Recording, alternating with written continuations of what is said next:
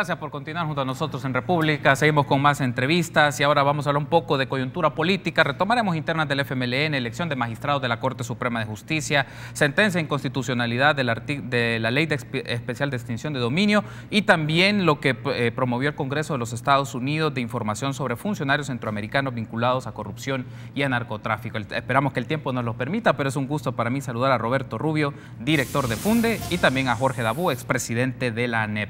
Buenos días a ambos, bienvenidos a República. Muy buenos días, Carlos, muy amable, gracias por invitarme. Gracias, buenos días, un gusto estar en tu programa. Gracias por estar conmigo esta mañana y bueno, tenemos varios aspectos que desarrollar y los primeros minutos me gustaría tener una reacción un poco de las internas del FMLN. Ha estado con nosotros en el primer bloque la entrevista a Medardo González, secretario general del FMLN, y una apreciación sobre el FMLN ya tiene un candidato a la presidencia, es Hugo Martínez. ¿Cómo lo valora Roberto Rubio, el proceso y la figura como tal que va a disputarse la presidencia en 2019? Lo quiero poner en contexto porque lo que son propiamente primarias era algo que se había prácticamente apagado.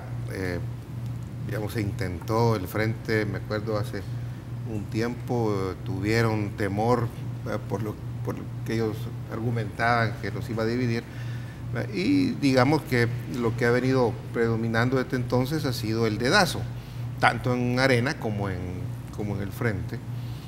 Y hemos visto ahora las primarias de Arena y hemos visto unas primarias del Frente, quizá una más abierta como la de Arena, otra menos abierta como la del Frente, pero yo diría que ha sido positivo. En ese marco veo positivo de que hayan sido tan abiertas, de que el factor incertidumbre, que es un elemento clave para decir, mira, aquí hay una elección en serio, funcionó. No se sabía exactamente si iba a ganar Hugo o iba a ganar Gerson.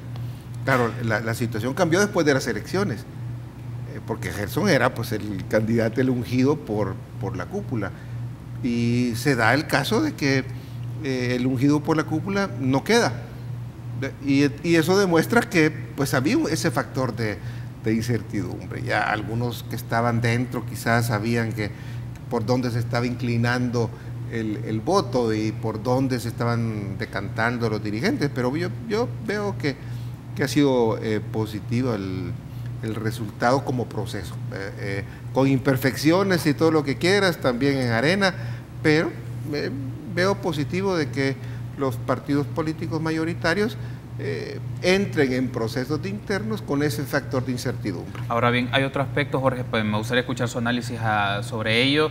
Ya hay un candidato y en la discusión es que este candidato, Hugo Martínez, perfila otro proyecto del FMLN, o es parte de la discusión de que puede perfilar el proyecto del FMLN hacia otra lógica que le puede mover un poco más que el extrema izquierda, moverle más hacia el centro izquierda. ¿Usted comparte esa opinión? A ver, yo creo que lo que ha sucedido en el Frente es que lo que les pasó el 4 de marzo hizo que ambas corrientes, si lo queremos llamar así dentro del Frente, los rojos y los rosados, por ponerles un nombre, tuvieran que tomar decisiones de cara a esta elección. Obviamente las bases del FMLN le vuelven a dar otro 4 de marzo a la cúpula diciéndole, mire, yo no escojo al que usted quiere, escojo a este, obviamente con el intento de cambiar un poco esa visión vertical que han mantenido. Pero aquí hay una cosa bien importante. Hace más o menos unas 2 semanas yo estaba leyendo una entrevista en un matutino y le preguntaban a Hugo Martínez, mire, ¿y usted cree que ahora usted con su candidatura va a ser la chispa que encienda, palabras más, palabras menos, el cambio dentro del FMLN? Y él dijo, miren, yo estoy corriendo para ser presidente de la República, no para hacer cambios en el Frente. ¿Qué te quiero decir con esto? Siento que la cúpula todavía tiene mucho poder, todavía tiene una visión marxista bien claramente definida, y mientras tengan suficiente poder para seguir mandando, lo van a seguir haciendo. Los resultados de febrero del próximo año pueden definir algún cambio, pero honestamente creo que este es un primer buen paso para el FMLN, pero no necesariamente hemos visto el último acto de la obra de teatro. Porque aparece otro elemento en estos análisis, es una configuración de otro bloque dentro del FMLN que da paso a otras figuras o personas que habían estado por la historia más reciente en el FMLN con un perfil mucho más bajo y que luego fueron asumiendo otros perfiles, otras perspectivas más en la palestra pública, Roberto. Me refiero a Óscar Ortiz en particular, me refiero a Hugo Martínez como tal, y que ahora pueden ellos materializar un proyecto distinto del FMLN o puede ser un punto de inflexión a que el FMLN asuma otros marcos ideológicos. Mire, depende. Primero, cuando hablamos de cúpula, hay que acordarnos de que también Hugo Martínez tenía apoyo de gente de la cúpula. José Luis Merino es una persona que ha estado pues apoyando a Hugo Martínez, y otros dirigentes, especialmente dentro de Casa Presidencial, apoyaban bastante a Hugo Martínez. O sea, esa idea de que toda la cúpula estaba con Gerson no ha sido tan cierto. Igual como que, mire, los del PC, los del Partido Comunista, digamos, eran esa división con los que de las FPL, eso se ha de alguna manera desdibujado bastante. En el frente las cosas se han... ya no es, mira, aquí está la cúpula y estos son los del PC y estos son los de las FPL, no. Entiendo que hubo gente tanto del PC como de la FPL que apoyaron a uno y a otro. Entonces, ¿eso qué quiere decir? Que hay que analizar toda la cúpula y hay que analizarla en términos no solo de lo que piensan, sino de las actitudes. Porque tú puedes tener un lenguaje más moderado. No hay duda de que el Frente buscó a dos, llamémosle así, personas que han manifestado posiciones moderadas. Diferente de la cúpula, aunque durante la campaña obviamente tenían que hablarle a la base. Ahora, el hecho de que alguien se exprese moderadamente, o el hecho de que alguien incluso crea en eso y que sea cierto lo que te están diciendo, un poco lo decía Coqui, depende de la posición de la cúpula en su conjunto y depende de los mandos medios de la base, es decir, el pensamiento que ya existe. Y el pensamiento que ya existe, yo sí coincido en que todavía no se mueve mucho. Es cierto que hay gente que no quisiera que se diga que apoyan a Ortega en Nicaragua, por ejemplo, ¿no? Pero hay un pensamiento bastante radical de apoyo a Venezuela, de apoyo a Nicaragua, en el mismo frente, también en las bases, también en los mandos medios, también en la cúpula. Y ese pensamiento de ser que todavía predomina. Mover eso cuesta, mover incluso actitudes, las actitudes de clientelismo, las actitudes de corrupción, las actitudes, es decir, eso no lo remueves así nomás, porque hay corruptos de un lado y otro. Es decir, no puedes decir, mire, es que están estos son los buenos y estos son los malos, no, hay corruptos radicales y hay corruptos moderados. Yo veo complicado, es decir, lo que sí veo es que indudablemente el Frente va a entrar en un proceso de tener que revisar un poco todo ese su pensamiento, porque si son prácticos, saben de que ese pensamiento justamente bastante retrógrado, eso que traían del socialismo del siglo XXI, etcétera, no les da. Y tampoco les dio la manera como gestionaron el gobierno. O sea, estos son factores que han venido influyendo, tanto el pensamiento como su comportamiento. Si la gente no votó por ellos solo porque decían barbaridades con respecto a lo de Venezuela, y la gente dice, bueno, ¿usted quiere que yo sea como Venezuela? Por Dios, o sea, la gente no quería. Pero también cómo se gestionó el gobierno, es decir, las incapacidades manifiestas que se han dado en la gestión gubernamental, los casos de corrupción. Y acordemos que aquí, digamos, no hay, digamos, buenos y malos. Hay que saber que detrás de cada uno habían buenos y malos. Y hay gente que con casos que están en probidad, con casos de corrupción investigados en los Estados Unidos, que apoyaban a Hugo Martínez. O sea, ¿qué es lo que va a predominar? A mí no me importa solamente, y con esto termino, de que una persona sea moderada en su discurso. Tiene que ser consecuente con la democracia y con la honestidad. Un aspecto antes de irme a la pausa y cerramos este tema del FMLN para hablar de otros aspectos, Jorge, se ha hablado mucho en el FMLN el tema de alianzas, y lo que significa las alianzas es búsquedas con otras expresiones partidarias o políticas de la sociedad que no necesariamente comparten todo el esquema ideológico del FMLN, pero es parte de un juego político para efectos de tener respaldo electoral. ¿Cómo ve usted este aspecto? Yo no tengo duda que ellos lo van a buscar. De hecho, si en el 2009 se tuvieron que tragar a Mauricio Funes, que no necesariamente era, digamos, orgánico de ellos, pero se lo tuvieron que tragar porque de lo contrario no tenían opciones, por supuesto que se pueden tragar a otro de izquierda o a otro que tenga una visión similar a esa. Probablemente, como te lo decían a ti en la primera parte de este programa, probablemente no en la primera vuelta, pero en la segunda vuelta obviamente va a suceder alguno de estos temas. No sé si funciona de la misma forma si el segundo lugar es el FMLN o si el segundo lugar es el otro que está compitiendo, cómo se van a mover hacia cada uno de los posibles candidatos. Pero fíjate que hay una cosa que creo que no debemos dejar de lado. Cuando tú tenés una competencia como la que estamos viviendo ahorita, generalmente las personas buscan o ven al candidato, a la persona que está hablando, a la propuesta que te está brindando, y muy pocas veces se ve qué hay detrás del candidato. Estamos hablando de que si es Hugo, que si él es menos radical que los otros, pero ¿qué hay detrás de Hugo? ¿Qué hay detrás del otro muchacho que quiere ser candidato? ¿Qué hay detrás del candidato de Arena?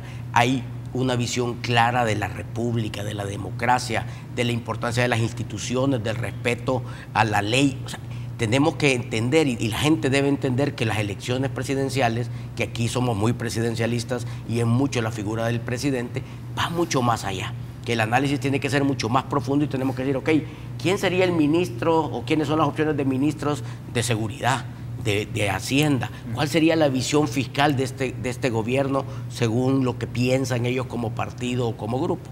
Y hago ese llamado porque creo que normalmente nos vamos a las personas y creo que ahí nos estamos quedando cortos en el análisis. Es oportuno y es necesario bajar a la estructura, a la base y a la visión que tienen. Y termino con esto.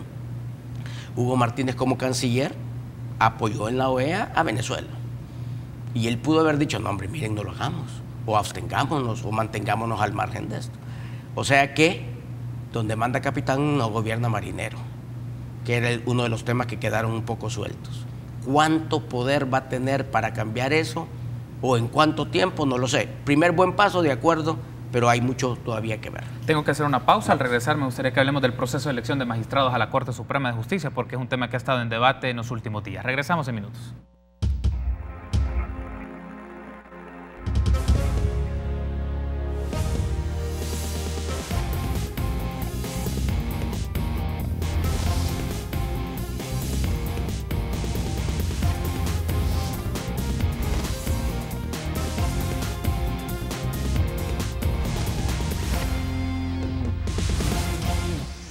Continuamos en este panel de análisis junto a Jorge Dabú y Roberto Rubio. Ahora hablaremos un poco del proceso de elección de magistrados a la Corte Suprema de Justicia. Ayer un panel internacional de observadores de la Fundación del Debido Proceso de la Ley y también de WOLA presentaron sus valoraciones del análisis que hicieron el proceso de elección del Consejo Nacional de la Judicatura. Y mencionó un primer aspecto que quiero tener la reacción de ambos, es objetó perfiles de los 15 candidatos propuestos por el CNJ. Y le ponemos nombre y apellido. Carlos Pineda, jefe de la sección de probidad, Sonia Cortés, de la Procuradora General de la República, y María Luz Regalado, magistrada de la Sala de lo Civil. ¿Cuál es su reacción sobre esto, Roberto? Independientemente de que comparto la visión de ellos, y me parece que estas personas no deberían, pero es una opinión personal, yo creo que el ejercicio debió limitarse a dar simplemente los datos. Es decir, bueno, mira, aquí está el pedigrí de cada uno, estas son las deficiencias, sin dar una valoración de decir, mire, este no. Yo creo que bastaba con decir, mira, aquí está cada uno y por su peso quedarían, perdón, las razones por las cuales no deberían de ser. Yo coincido en eso, pero un ejercicio de esa naturaleza no debió, a mi manera de ver, dado esa esa valoración de decir quién sí, quién no, o quién no. Aunque entiendo que funde particularmente, usted, Roberto, ha tenido una postura muy crítica en la postulación de Carlos Pineda por ser el jefe de sección de probidad de la y también de la señora esta Madrid, y me parece que no deberían, ¿no? Porque Carlos Pineda, por querer, digamos, quedar bien con todos en la elección, creo que le bajó velocidad a la sección de probidad. De una persona que juega de esa manera, no me parece. Aquí tenemos un parámetro que son lo que han hecho los 4 magistrados, y que bueno, ellos han definido claramente posiciones y no han querido ver si están bien con uno o con otro. Y igual la señora esta, que creo que responde más a cuotas de partido. Lo mismo me parecen los otros que tienen el frente, que además ya hay razones constitucionales que ya los inhabilitaron, más de alguno de ellos. Ya hay sentencia de la sala con respecto a eso. Pero en todo caso, un ejercicio, y aunque uno pueda no estar de acuerdo, pero no debemos decir, mire, sí, yo apoyo a este o apoyo a este otro. Simplemente yo pongo su currículum, pongo su pedigrí, sin necesidad de decir, estos no deben de ser. Eso lo puedo decir yo, pero no un ejercicio de esta naturaleza. ¿Usted considera, Jorge, retomando esta idea que menciona Roberto, que unas organizaciones sienten postura, puedan tener una postura muy marcada sobre ciertos perfiles que no, pero otros que sí? ¿Eso puede también en alguna medida tratar de influir a las organizaciones, se puede influir un poco al proceso de elección, porque estos perfiles ya están en la Asamblea Legislativa y los diputados ya están en proceso de configurar una subcomisión que es la que va a tomar decisiones sobre estos candidatos? Sí, mira, yo creo que a la sociedad civil y a las instituciones no gubernamentales les corresponde analizar los perfiles. Es decir, esto debe cumplir quien quiera ser magistrado de la Corte Suprema y en este caso de la Sala de lo Constitucional. Hay un tema que yo lo he escuchado un montón de veces y no quisiera dejar de mencionarlo, y es que dicen, miren, lo que pasa es que según la Constitución se necesita que esto sea una elección con la diversidad del pensamiento jurídico, los distintos tipos de pensamiento. Y a mí me parece que eso es saludable. Lo que se están equivocando es que tú debes buscar la diversidad del pensamiento jurídico con la gente que respeta la democracia y la república.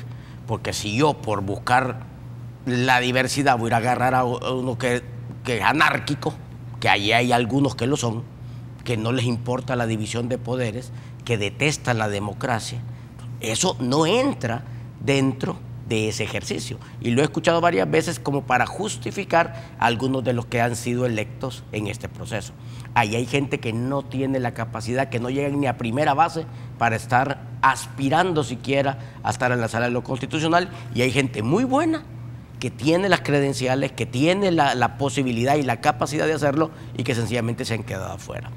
¿Qué quiere decir esto? Que aunque el proceso fue más abierto, que aunque la presidenta del CNJ actuó correctamente y trató de hacer un buen ejercicio, se siguen imponiendo otros intereses, otras visiones, y eso puede trastocar lo que sea el resultado aquí. A mí lo que me preocupa es que ya en la Asamblea Legislativa hay tantas cosas que negociar, desde préstamos, presupuesto, puestecitos ahí, empleaditos por allá, que entonces al final las elecciones estas terminan siendo un ejercicio de tiangue, de mercado, y no un ejercicio civilizado para buscar a las personas idóneas, correctas para este puesto. Y termino con esto. La Sala de lo Constitucional ha sido, junto a la sociedad civil, los únicos valladares que han impedido hasta este momento que este país sea otra anarquía, otra tiranía, otra dictadura como la que hemos tenido en Venezuela, como la que se está viviendo ahora en Nicaragua. La sociedad civil y la Sala de lo Constitucional. Y la Sala de lo Constitucional es el que tiene el poder judicial para hacerlo. No se puede perder en manos de las negociaciones o en manos de la diversidad de ideologías porque ese no es el ejercicio que se está sucediendo. Lo planteo de esta manera, Jorge. ¿Qué elementos pueden marcar la diferencia en la composición de esta nueva legislatura respecto a la anterior, que 9 años atrás hizo el proceso de elección? En aquel momento el FMLN tenía más posicionamiento en números, ahora no los tiene. Lo voy a poner de esta manera. En Arena, el PCN, el PDC y probablemente un acercamiento con Gana pueden tener los números necesarios para esto. Entonces, ¿podría ser diferente a esta lógica que usted mencionaba de tiangue, de comercialización, y puede marcar un protocolo distinto? Si Arena tuviera una visión clara de la institucionalidad democrática del país y a dónde hay que llevarlo, te diría que sí. Pero mi lectura es que todavía no la tiene. ¿Por qué piensan que no la tienen? Porque el poder de Arena radica en la Asamblea Legislativa. Ahí es donde está, porque es el único lugar donde hay poder real que ha sido electo. Ahí. Los demás no tienen el poder por las razones que sean. Entonces, cuando ahí está el poder, pueden haber visiones, corrientes e intereses diferentes al seno de la Asamblea Legislativa.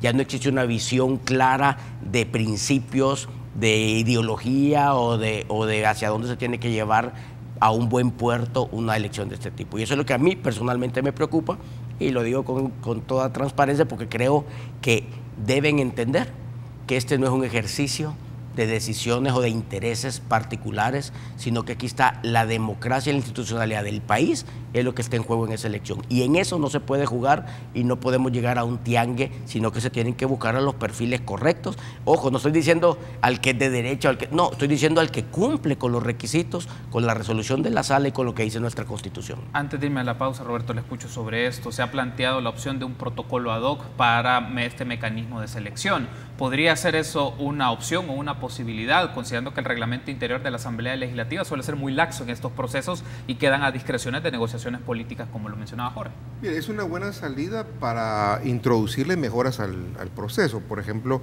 en el reglamento te dice que hay que hacer entrevistas, pero la práctica es que se han hecho entrevistas de 5, 10, 20 minutos y no se preguntan las cosas que se tienen que preguntar. Entonces, no necesitas aprobar otro reglamento para decir, no, mire, yo hago un acuerdo o un protocolo que diga, no, que las entrevistas van a ser de mayor tiempo, que las entrevistas van a incluir estas preguntas, les voy a elaborar un buen cuestionario donde no solo voy a ver su pensamiento constitucional, no voy a ver solamente su capacidad profesional, sino que voy a ver también comportamientos que ha tenido como juez o comportamientos que ha tenido como abogado. Voy a investigar en la sección de probidad, voy a investigar en el Centro de Registro de a ver cuáles son sus intereses, voy a investigar en la policía, voy a investigar, es decir, cuál es la historia de esta persona, voy a investigar su afiliación o no partidaria, son cosas de este tipo.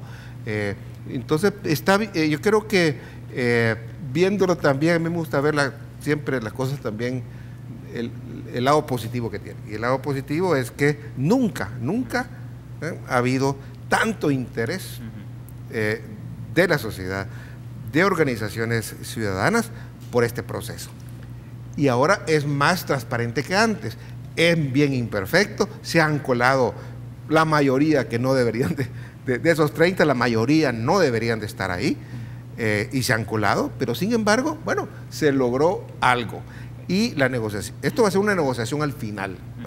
Es cierto que los perfiles y todo lo que hemos hecho, pero la negociación se va a dar al final y vamos a ver cómo se comportan los partidos. Tengo que hacer una pausa. Al regresar me gustaría que en este último bloque hablemos sobre el tema de transparencia y anticorrupción. Regresamos en minutos.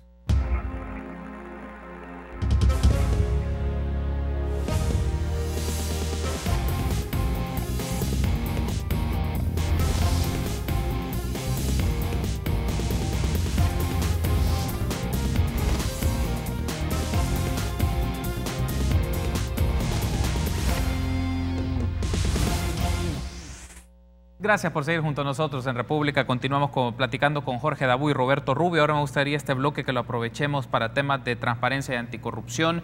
Fue conocido recientemente que la Cámara de Representantes de Estados Unidos ha aprobado una enmienda solicitando información sobre funcionarios centroamericanos vinculados a corrupción y al narcotráfico. Eso significa del Triángulo Norte, Guatemala, Honduras y El Salvador, la disposición que tengan los congresistas estadounidenses para tener claro nombres y prácticas que estén vinculadas a actos de corrupción y narcotráfico narcotráfico. Jorge, una reacción sobre esto. Bueno, en los pasillos del Congreso y del Senado, los demócratas y los republicanos andan su lista de corruptos. Y hoy se han puesto de acuerdo en cerrar los espacios, y eso es lo que tú estás viendo en esta resolución. Lo que esta resolución puede llegar a implicar, una vez se tengan esas listas, es que cualquier persona que haga negocio, que tenga relación con los que estén en la lista, van a tener un problema o un bloqueo de los Estados Unidos. Siemens en el año 2007 en Rusia tuvo un problema por un proceso viciado, un proceso equivocado de tráfico de influencias y otras cosas, y Estados Unidos le pone una cosa similar a esta, a través del Banco Mundial inclusive se les pone una multa de 150 millones de dólares para luchar contra la corrupción, pero no solo eso, sino que se bloquea a toda la empresa para tener relaciones inclusive con los bancos americanos. Te imaginas lo que eso significa para una empresa o para una persona. Es decir, si el banco X del Salvador tuviera una cuenta de uno de los que están en la lista, ese banco no pudiera, por ejemplo, recibir recursos de o instituciones financieras de Estados Unidos u otras cosas. A ese grado puede llegar el bloqueo, y espero en Dios que así sea, porque nuestras instituciones todavía no apretan suficientemente duro para que la corrupción se frene. Necesitamos en este caso ayuda de fuera. La primera idea de ellos era una CICIG. Se dieron cuenta que la CICIG de Guatemala ha sido manipulada y batea solo para un lado y no está haciendo un trabajo equitativo ni correcto. Y por lo tanto, y gracias a Dios, el mismo gobierno, el mismo presidente Trump dijo, la CICIG en Guatemala no está siendo bien utilizada. Están buscando un mecanismo diferente, que es un poquito lo que tú estás viendo ahorita, y que yo espero que sea un mecanismo eficiente, transparente, pero que debe estar apegado a la ley, al justo derecho de las personas de defenderse, y obviamente a que sea un ejercicio abierto y transparente. Con mecanismos de este tipo, Roberto, también aparece un asunto: la capacidad de las instituciones, en el caso de El Salvador, como la Fiscalía General de la República, la Corte Suprema de Justicia, la Corte de Cuentas, con estos insumos para establecer procesos de investigación más marcados y judicializarlos, y en función también de los que ya están en proceso, que son otros asuntos acá, pero marca esta idea de cómo la agenda puede generar más presión para las instituciones, para la indagación de personajes que pueden estar vinculados a actos de corrupción, o también Jorge mencionaba, entramados de instituciones financieras que son parte de todas estas lógicas de flujos de dinero, que creo que es donde también el énfasis debe de ser marcado. Es un buen complemento al combate contra la corrupción y la impunidad el que existan interés de parte del Congreso o por parte del Tesoro norteamericano para castigar a los corruptos, porque ellos tienen también mecanismos. Hay corruptos que tienen dinero, tienen propiedades en Estados Unidos. El Tesoro tiene capacidad de investigar también, o sea que es bueno porque te puede arrojar evidencias también. Y está bien que se persiga a los corruptos, siempre y cuando pues hay un sustento y una buena evidencia. Me parece que es un buen complemento, pero eso no puede sustituir a la justicia interna. Por ejemplo, sabemos como aquí, exceptuando, bueno, ha habido avances, no hay duda que ha habido avances.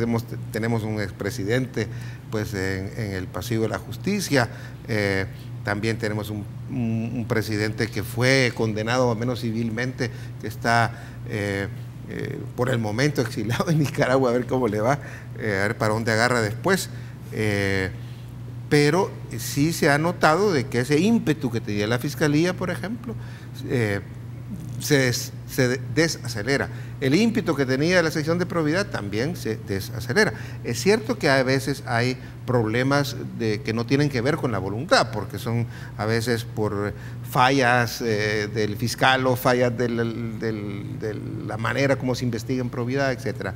Pero, por ejemplo, sé que se está discutiendo y se costó llegar a que los expedientes que tenía probidad de personajes que son 5 casos que hay en la sección de probidad, y ahí dentro porque eso tiene que decidir Corte Plena, porque ya lo vio la sección de probidad, ya lo vio la comisión especial que estaba de la Corte, y ha pasado a Corte Plena, y se está discutiendo 5 casos de personajes importantísimos y bien conocidos, con bastante evidencia, y aún así yo me temo que en Corte Plena hay gente que no quiere tocar a esas personas, ¿no? No tiene o el coraje o no tiene la voluntad, ¿ah? O tiene intereses X para que no se investigue, perdón, para que no se mande a juicio a estos casos. Y eso que tenemos una corte, ¿no?, que tiene una sala que ha funcionado bastante bien. Tenemos un tribunal de ética pues, que ha fallado, tenemos una corte de cuentas que nos ha fallado, vamos a ver, hay una nueva administración, pero históricamente las instituciones de control o han sido cómplices de la corrupción o se han hecho las locas con el tema de la corrupción. Y por eso estamos como estamos. Cierro la entrevista con esto, Jorge. ¿Qué implica en este proceso de elección? No solamente estamos hablando de magistrados, estamos hablando que va a llegar el perfil o si va la reelección o la búsqueda de otra persona al frente de la Fiscalía General de la República. Y al conectar estas instituciones de control, cómo la agenda en función de actos de corrupción pueden ser indagadas y judicializadas, que es uno de los puntos, y se puede aplicar la justicia en los casos que presenten la evidencia independientemente de los personajes. Bueno, yo creo que, como decía Roberto, la Fiscalía como que desaceleró un poquito el proceso. Creo que hay procesos bastante claros que no se han desarrollado como esperaríamos muchos, pero recordemos que el combate a la corrupción y el combate a la delincuencia es una cadena tan fuerte como el más débil de los eslabones. Aunque tuviéramos un fiscal que funciona, necesitas una policía que haga su trabajo, una investigación correcta que le corresponde a la Fiscalía, un sistema judicial que procese. Entonces tenemos muchos elementos dentro de esta cadena y si por ejemplo esta elección que acabamos de estar hablando no cumple con los requisitos, ese eslabón se te va a debilitar. Si el fiscal de repente no está viendo todos los casos con la misma visión y fuerza, se te va a debilitar y por lo tanto esta es una ecuación de varios factores, de varios temas que ojalá sean abordados con la seriedad que merecen. Quiero darle las gracias por haberme acompañado. Gracias, Jorge. Carlos. Gracias, Roberto, amable. por haber Muchas estado gracias. conmigo. Esperamos volvernos a encontrar y seguir desarrollando los análisis sobre estos temas de carácter institucional. Gracias. Muchas gracias. Gracias por haberme acompañado y a ustedes, amigos, también. Será hasta mañana, 6:30 en República.